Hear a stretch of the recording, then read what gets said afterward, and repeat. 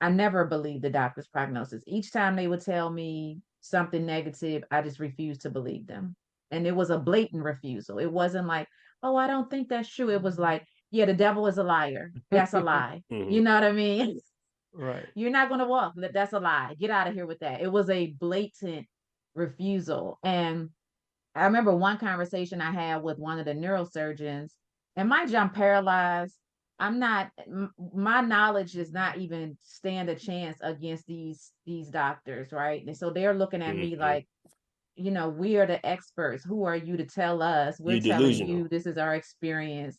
But my faith was way Mhm. There you go. stronger than, That's what's their up. knowledge. That's And what you needed. yeah, No and doubt. I just refused to accept that. And so I remember bringing up an athlete who was an Olympic runner, who had overcome his medical challenges and actually went back to the Olympics. And they were Facts. like, well, he was an athlete, he was a white man, and they were going and saying all these different things about him. And so at that time I remember thinking, I don't have a chance to convince them, so I'll just keep it to myself, my beliefs. There you go. And Black Girl Stroke Magic is going to be a this book where Black women who look like me who have strokes can be able to point to and say, well, she made it and so can I. On page Mhm. 57, she looks like me, her story I identify with, she did it and I'm going to get through this. And whether it is fully walking and functioning in life like I am, or even just in a wheelchair, or back in life partially, however it is the recovery process looks for someone, they'll have somebody to identify with. No, that's dope. I got a theory on doctors and the medical industry in general. I think because I'm a cancer survivor, right? And so Okay. I'm familiar with. I can't stand hospitals. I really don't. But I think when they come to you with a diagnosis, for whatever reason, I feel like American doctors give you the worst news possible. I think they're trained to do that, right? They come, okay, you got this diagnosis.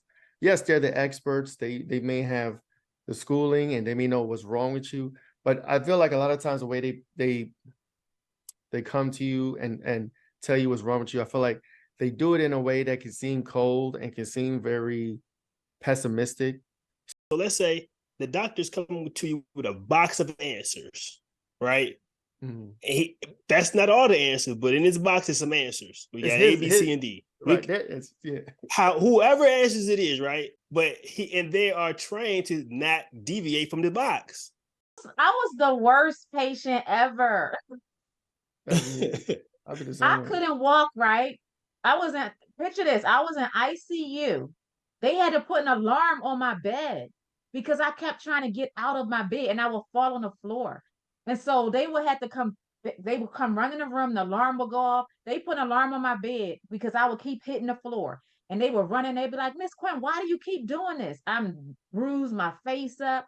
And every time in my mind, I was like, forget y'all. I'm out of here. Like I'm going to walk. Facts. That's beautiful. Yo. That's a beautiful thing.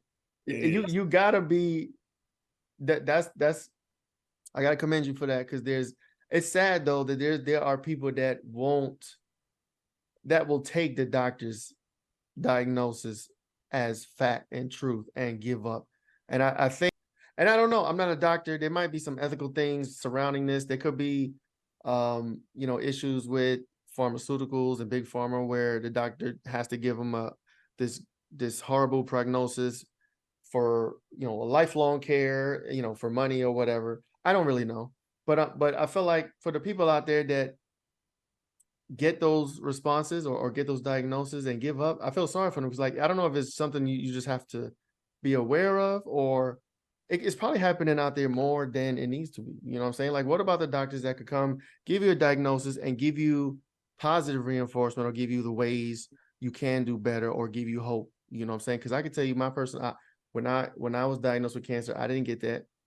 I got black pill, doom and gloom. doomsday, yeah, doom and gloom. And I was young. I was Sure. like 19, 19, 20. You know what I'm saying? And they were just like, they told me what could happen and surgeries or things I had to do. And then they get into the long term, like, oh, well, then this could, da, da, da, da. And it was just the worst. And I'm like, bro. And I had that same mentality. I was like, this ain't my life. You know what I'm saying? Right. Like, I'm not gonna accept this. But it was a struggle because I was a little bit younger. And now what is it? This was 2006. So I had that with my parents, right? Because when we made the change in our household, my parents were not willing to make that change in their household for my Mm, kids. And so that was an mm, issue. facts. I was controlling our food at home. I was controlling their lunches at school, or when Right. they went to visit grandparents. Mhm. My parents were like, "You're gonna tell us what we're gonna cook in our And tell house, me what to do. Uh-huh. right? You can't tell us what to do." And so I was like, "Hey, you can't give my kids fried foods anymore. We're not eating fried foods, Right. and you certainly can't give our kids macaroni and cheese and all that stuff y'all cook." And my parents were like, "We're grown. You're not gonna tell us." And so I had to make a decision.